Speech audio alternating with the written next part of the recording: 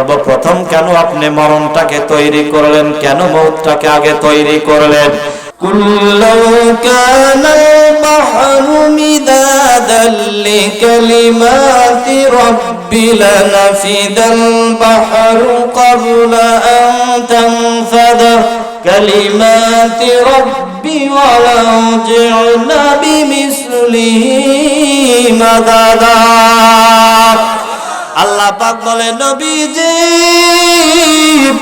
আপনি পৃথিবীর মানুষদেরকে বলে দেন, নবীজি এই পৃথিবীর মানুষগুলো যদি আমি আল্লাহ পাকের মহিমা বর্ণনা করার জন্য, আমি আল্লাহ পাকের গুণকীর্তন বর্ণনা করার জন্য যদি সমুদ্রের পানিকে কালিতে রূপান্তরিত করে দিয়ে, নবীজি এই পানি দিয়ে যদি আমি আল্লাহ পাকের মহিমা বর্ণনা করা আরম্ভ করে দেয়, নবীজি আপনি বলে দেন একটা সমুদ্রের পানি তো শেষ হয়ে যাবে, সঙ্গে যদি আরো 7টা সমুদ্র যোগ করে দিয়ে সেই পানি দিয়ে যদি আমি আল্লাহ পাকের মহিমা লেখা আরম্ভ করে দেয়, ও নবীজি আপনি বলে দেন 7টা সমুদ্রের পানি শেষ হয়ে যাবে, কিন্তু আমি আল্লাহ পাকের মহিমা বর্ণনা করে কেউ শেষ করতে পারবে না। একটু আওয়াজ করে বলতে হবে আল্লাহু আকবার।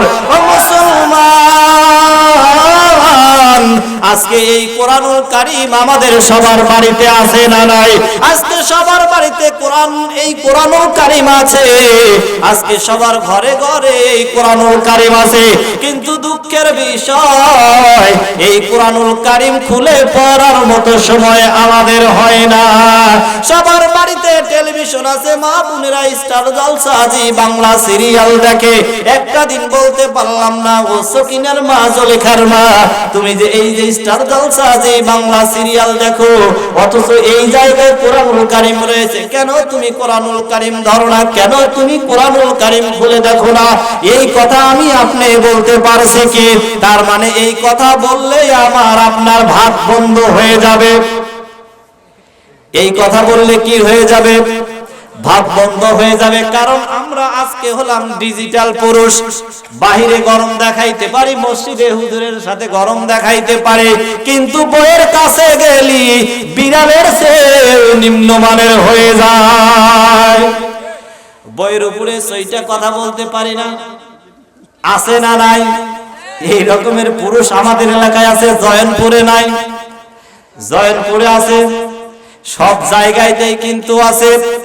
ও মুসলমান, একটু বিবেকের কাছে প্রশ্ন করেন হাসরের ময়দানে, কিন্তু আপনাকে প্রশ্নের সম্মুখীন হইতে হবে। হাসরের ময়দানে আপনার স্ত্রীকে প্রশ্ন করবে না আল্লাহ পাক, কিন্তু আপনাকে প্রশ্ন করবে। ওই দিন আপনার স্ত্রী আপনার বিরুদ্ধে সাক্ষী দিবে। স্ত্রী বলবে, আল্লাহ স্বামীর হুকুম ছিল আমাকে ভালো মতে চালানো, কিন্তু স্বামী সেটা পারে নাই, ব্যর্থ, অতএব আমি আজকে জাহান্নামে যাব না। আল্লাহ, জাহান্নামে যদি যাইতে হয় তাহলে স্বামীকে জাহান্নামে দাও। ওই দিন রক্ষা আছে? রক্ষা আছে? কোনো রক্ষা নাই। অতএব এইগুলো থেকে যদি বাঁচতে চাই তাহলে সর্বপ্রথম ধরতে হবে আগে কি ধরতে হবে? আল কোরআন। এই কোরআনুল কারীম ধরতে আমরা রাজি আছি ইনশাআল্লাহ। কে কে রাজি আছি? দুই হাত তুলে দেখাই। নারায়ে তাকবীর, নারায়ে তাকবীর। আল কোরআনের আলো, আল হাদিসের আলো, দুনিয়ার মাজলুম, দুনিয়ার মাজলুম। নারায়ে তাকবীর। হাত নামান। রাগ করতেছেন? আসলে অল্প লোক তো, আলোচনা তুলতেও একটু ঝামেলা আছে। একটু কথা বলবেন আমার সাথে, যেই অল্প সময় কথা বলি ইনশাআল্লাহ এর ভিতরেই কথা শেষ করে দেব, প্রধান বক্তা চলে আসবে। প্রিয় মুসলমান ভাইরা, আমি খুতবার শুরুতে সূরা মুলুক, কি সূরা? সূরা মুলুক থেকে আপনাদের মাঝে কয়টা আয়াত? 2টা আয়াত আমি আপনাদের মাঝে তেলাওয়াত করেছি। কয়টা আয়াত? 2টা আয়াত আমি আপনাদের মাঝে তেলাওয়াত করেছি। এইখানে এই 2টা আয়াত থেকে কিছু কথা বলেই ইনশাআল্লাহ আমি বিদায় নেব। আল্লাহ পাক যেন আমাকে সেই তৌফিক দান করে। আমরা সকলে বলি আমিন। একটু জিকির করেন লা ইলাহা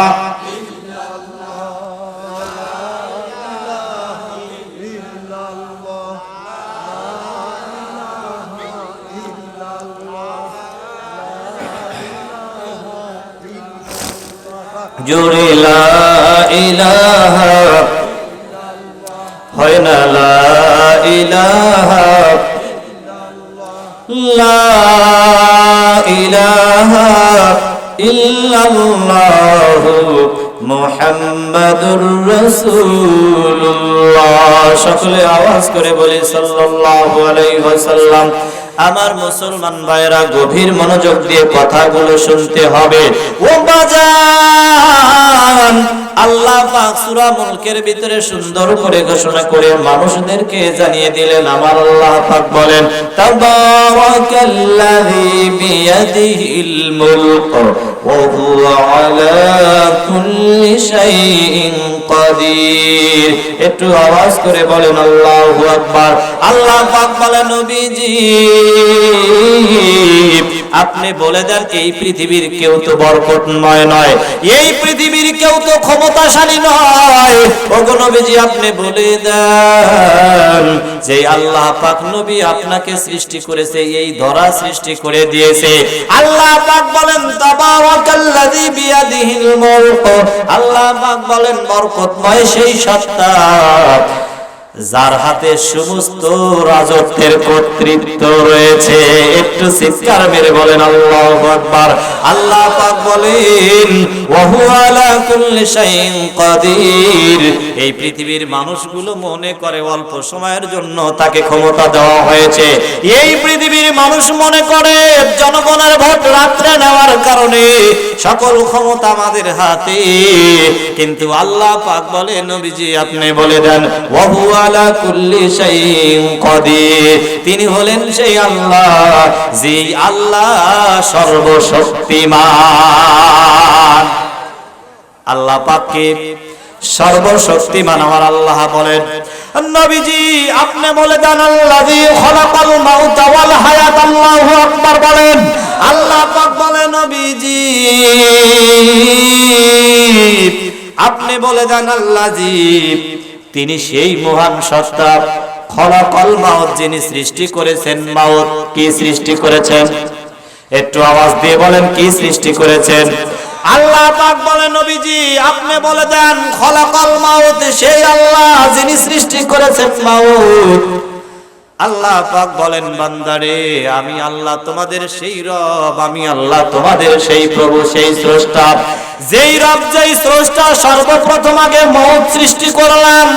আল্লাহ পাক বলেন ওয়াল হায়াত, পরবর্তীতে আমি আল্লাহ তাআলা তোমার জন্য জীবনের ব্যবস্থা করে দিলাম। কার ব্যবস্থা করলেন? জীবনের ব্যবস্থা করলেন। সর্বপ্রথম কিন্তু আল্লাহ তাআলা মওতের ব্যবস্থা করলেন। 2 নম্বরে আল্লাহ পাক বলেন, আমি 2 নম্বরে হায়াতের ব্যবস্থা করলাম। আমার নবীজি বলেন, হায় আল্লাহ তাআলা সর্বপ্রথম কেন আপনি মরণটাকে তৈরি করলেন, কেন মওতটাকে আগে তৈরি করলেন? আমার আল্লাহ পাক ডাক দিয়ে বলেন, হাবিব এই জন্য মরণ আমি সর্বপ্রথম সৃষ্টি করলাম, যাতে করে বান্দা এই দুনিয়াতে আসার পর সর্বপ্রথম মরণের কথাটাই যেন আগে স্বীকার করে নেয়। কারণের মরণের কথা যদি বান্দার মনে হয়ে যায়, ওই বান্দা কখনো খারাপ কাজ করতে পারে। মরণের কথা যদি বান্দার অন্তরে গেঁথে লেগে যায়, ওই বান্দা কোরআনের বিরুদ্ধে স্লোগান দিতে পারে। আল্লাহ পাক বললেন, নবীজি এই কারণে আমি আল্লাহ পাক সর্বপ্রথম আগে মরণ সৃষ্টি করলাম, তারপরে আমি আল্লাহ জীবন সৃষ্টি করলাম। আমার মুসলমান ভাইরা, আল্লাহ পাক মরণ সৃষ্টি করে এই পৃথিবীতে আমাকে আপনাকে পাঠাইলেন। পাঠানোর পূর্বে আমার আল্লাহ বলে, বান্দা এই পৃথিবীতে আসার পূর্বে কিন্তু কোনো অস্তিত্ব তোমার ছিল না রে বান্দা।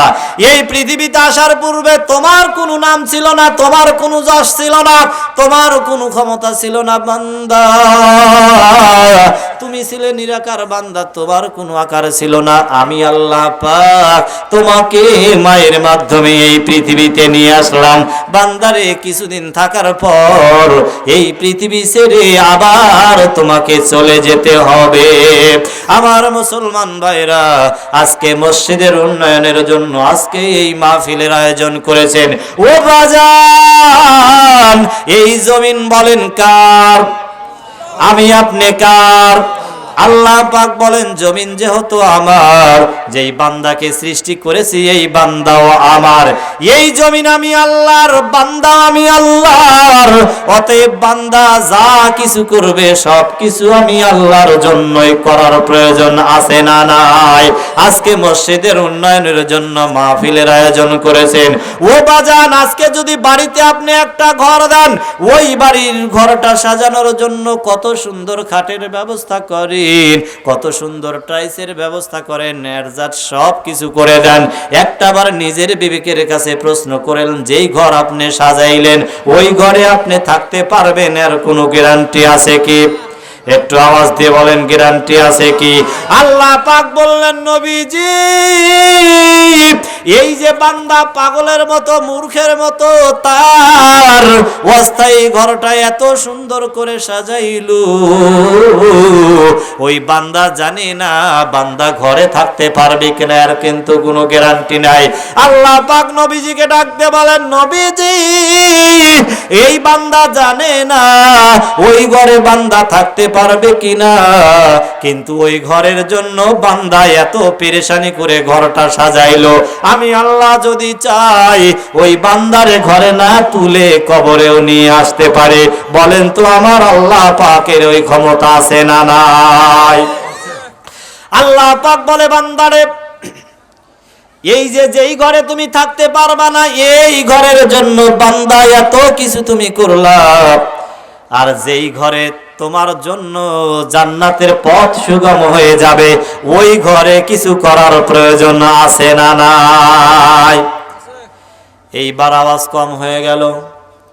তার মানে আমরা দুনিয়ার ঘর সাজাইতে রাজি আছি, আখিরাতের ঘর সাজাইতে রাজি নাই, নাকি বলেন? রাজি আছেন? কারা কারা রাজি নাই দুহাত তুলে দেখাই। চাচা কিছু বানতেছেন, তাও ভালো। তাহলে আমরা সবাই রাজি আছি ইনশাআল্লাহ। আল্লাহ পাক আমাকে আপনাকে সকলকে কবুল করুক, বলি আমিন। প্রিয় মুসলমান ভাইরা, আজকে এই যে মাহফিল কমিটি আজকে মসজিদের উন্নয়নের জন্য মাহফিলের আয়োজন করেছেন, এই ঘরে আমরা যারা দান করব, এই দানটা মূলত কার জন্য করব? আল্লাহর কি অভাব পড়ে আছে? আল্লাহর কোনো অভাব আছে? তাহলে এই দানটা কিন্তু আমরা আমাদের জন্যই করি, ঠিক কি না? কারণ হলো আজকে আমার আপনার কষ্টে উপার্জিত এই টাকাগুলো যে আল্লাহর ঘরে দিয়ে যাব, এইটা আল্লাহ পাক তার ব্যাংকে সঞ্চয় করে রেখে দিবেন। হাসরের ময়দানে একটা নেকির জন্য আমি আপনি সবার দ্বারে দ্বারে চলে যাব, ওই দিন কেউ নেকি দিবে না, কিন্তু ওই দিন আল্লাহ পাক এই দানের বিনিময়ে আমাকে আপনাকে জান্নাতে দিতে পারেন, এই ক্ষমতা আমার আল্লাহ পাকের আছে না নাই? একটু আওয়াজ করে বলেন, আছে না নাই? তাহলে এই যে মসজিদ, এই মসজিদ কার ঘর? আমরা বান্দা, আমরা কার?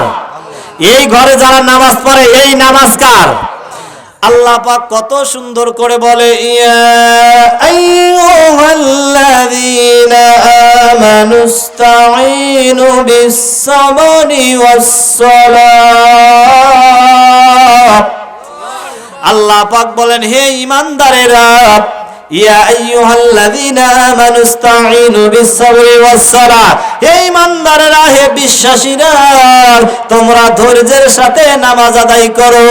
ইন্নাল্লাহা মা'আস-সাবিরিন, নিশ্চয় আমি আল্লাহ তাআলা সবুরকারীদের সঙ্গে রয়েছি। একটু আওয়াজ দিয়ে বলেন আল্লাহু আকবার। মুসলমান বাবাজিরা আমার, গভীর মনোযোগ দিয়ে কথাগুলো শুনতে হবে, সময় খুবই কম।